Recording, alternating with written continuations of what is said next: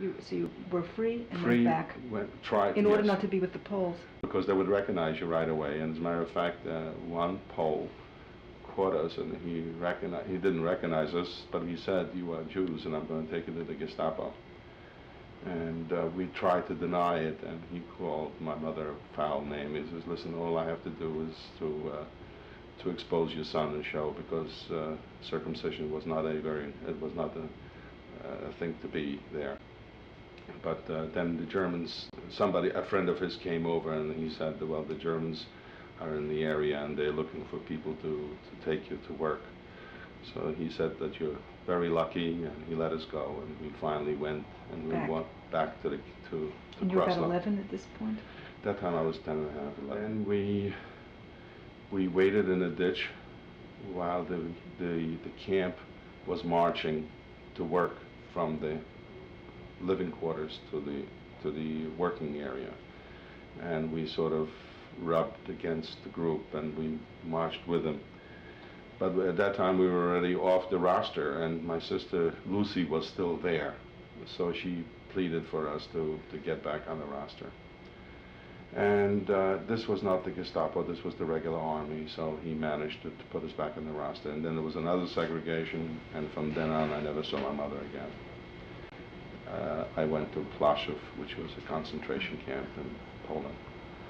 Did Lucy go with you to No. to Plaszow? No, then she went to Auschwitz. From then on, from 41, we were separated completely, and I was alone in Plaszow in the camp. So you were about 11 years old? I would say 11, yes. And Lucy, I didn't know where my mother was. Did you know of an Auschwitz then? I knew that there were worse places than where I was. I mean, I must have been in about a dozen segregations, and when I knew that there was a segregation, I knew that there was definitely a good and bad. When I saw children and old people, I knew that's not the place to be. When I saw somebody strong, men and women on this, I wanted very much to be among these people. Could you tell us something about Prussia? Plaszow was a concentration camp outside Krakow, and was built on a cemetery, on a Jewish cemetery. It was a hill like this, and they built very, very measly barracks. And the barracks were post supported, where the hills are low and then flat in front, and you walked in.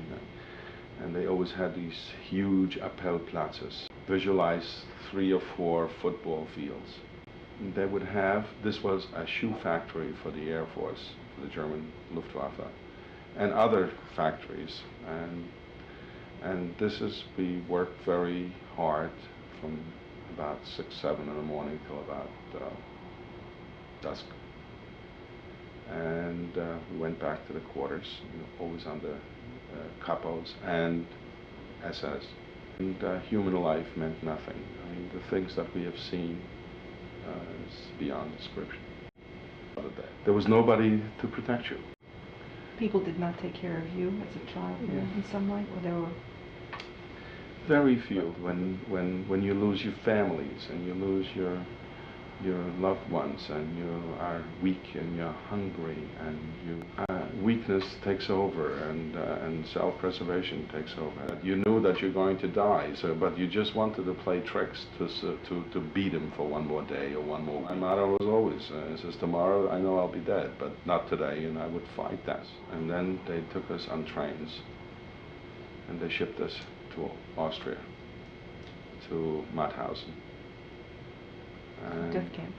Mostly it was a labor camp, in the sense that they had factories underneath the mountains, ammunition factory, but Melk was another camp, and then Ebensee.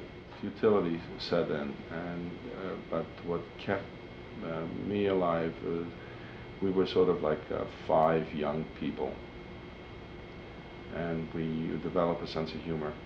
Can you remember some incident that you transformed that way? We used to make fun of each other. We used to do some practical jokes, and I remember there was one particular young man, his name was Aaron Rakoc. I mean, he died in Israel in the 48.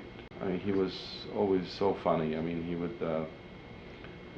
so skinny, and you would stick your foot underneath so you can fall down. And little things like normal, like kids do. But This at was that in time, I was on another segregation from Plaszow. That they took us someplace else. We jumped off a truck, and we were chased by the Germans, and we were.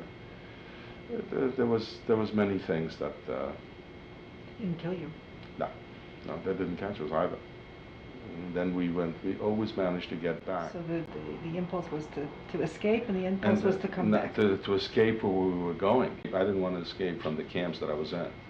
I wanted to escape from the camp, especially in the early years, where they were taking us, because we knew that the kind of people, the weak and the meek and the old. You asked me a question before about Auschwitz.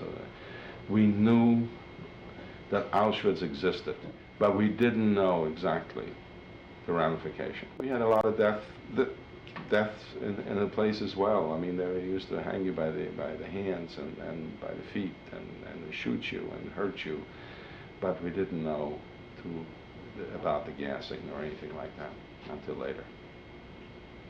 So Ebense was the last place where you were liberated from? Yes.